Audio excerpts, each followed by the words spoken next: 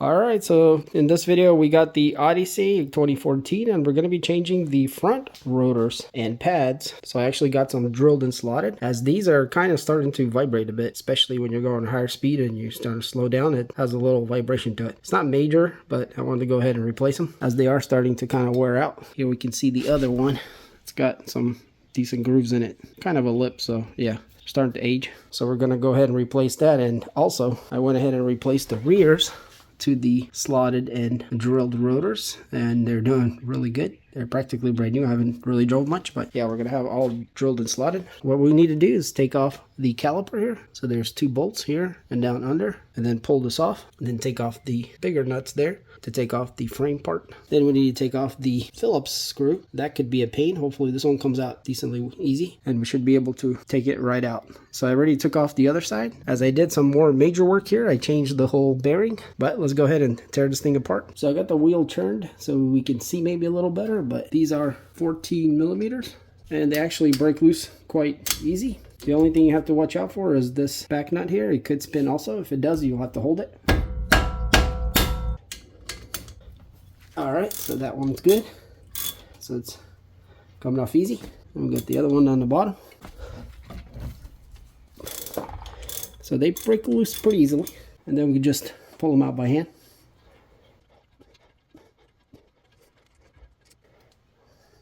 And actually, I forgot that we do need to take this nut off also. And that's going to be a 12 millimeter. That way we can set the caliper farther away without, stressing all this out. Alright. So this should be coming loose, but one thing you want to do is try to compress the cylinders, and using like a crowbar. I actually might start with a screwdriver. It's going to go in here from the side. So what that's going to do is going to push on the cylinders here to push the fluid back into the reservoir. So you want to kind of do this slowly to relieve the pressure. And then when there's enough holes to pick out, we can use the pry bar to get it the rest of the way.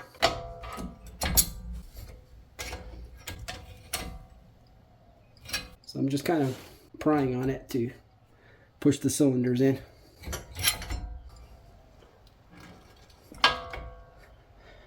Alright, I think I got them pretty good. And if we take this out, we can see they're pretty much compressed all the way in, or most of the way. So when we put our new pads in, it should be pretty simple. We're going to lay that to the side there and take out our brake pads. These little clips first. Pop right out. And these are not too worn out, they still have life, but we're going to be changing them to new ones. So, and now we need to take out this piece, which is the frame, and that's actually going to be a 19. And these are definitely a bit harder to pull off. They're about 100 pounds torqued. So usually the way I found the easiest way is just to use a hammer and break them loose. And they break loose quite easily then.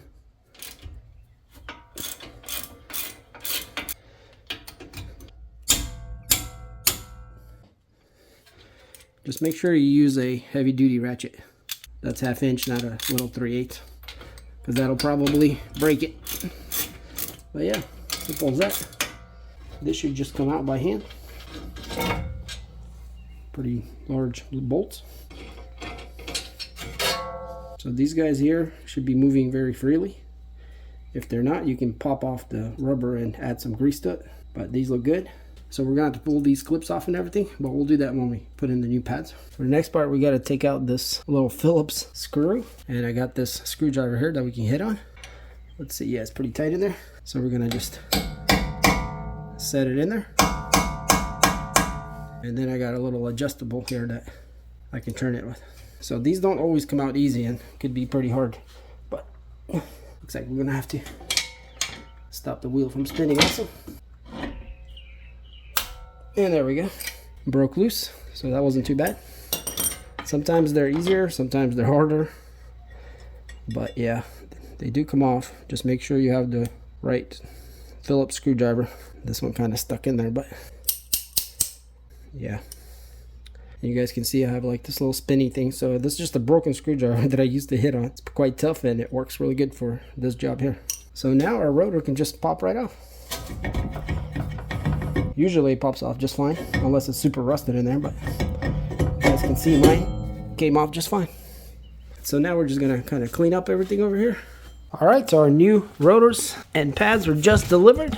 Let's see what we got. All right, so they were bouncing around. They kind of tore up the box, but seems like everything's here. All right, so we got all of our hardware, all the clips and springs, the brake pads. Yeah, these definitely look nice. We even get some grease, and you can apply that to the back of the brakes where the calipers push around. Let's check out the rotors.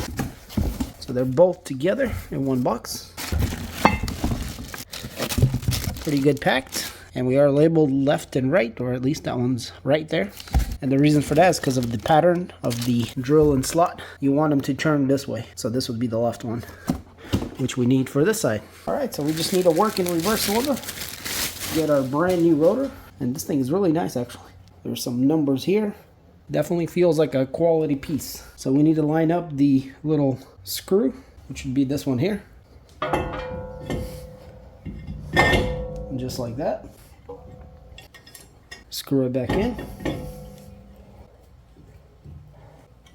All right. So I'm not gonna go crazy tight, as this is not technically even necessary. It just keeps the rotor together as you're assembling it. So hopefully it'll be a lot easier to take it out next time. And so for the next part, we need to get these old clips out. Just pushing them out. And install our new ones, which are in here. We also get the springs to separate the pads. But yeah, they just go back on just like they came out. Pretty simple. Just like that. Now we can choose to put the pads on, or we can put them after we put this back on. So we have one of them with the low indicator. Once it gets here, it starts to screech. This is going to go on the back side, and this one to the front side. So if this goes like this, and then this one will go here, and it simply just clips in there, just like that. And the other one will go on this side, kind of like that. So now we can install this onto the rotor, kind of push them together, and then grab our large bolts and start them. So we can go ahead and put our springs on also, which is quite simple. And they want to pop up. So I'm going to go ahead and torque these, and these are going to be about 100 pounds. And then we'll torque these about 30, 35, something like that. And also we'll add some grease around here for the caliper. All right, so those two are tightened. Now I'm going to grab my grease. I'm actually going to put it on the caliper side, just on these little arms. So that's what's going to be touching, and then also on the cylinders here. And I'm going to spread it around. I'll leave some for the other side.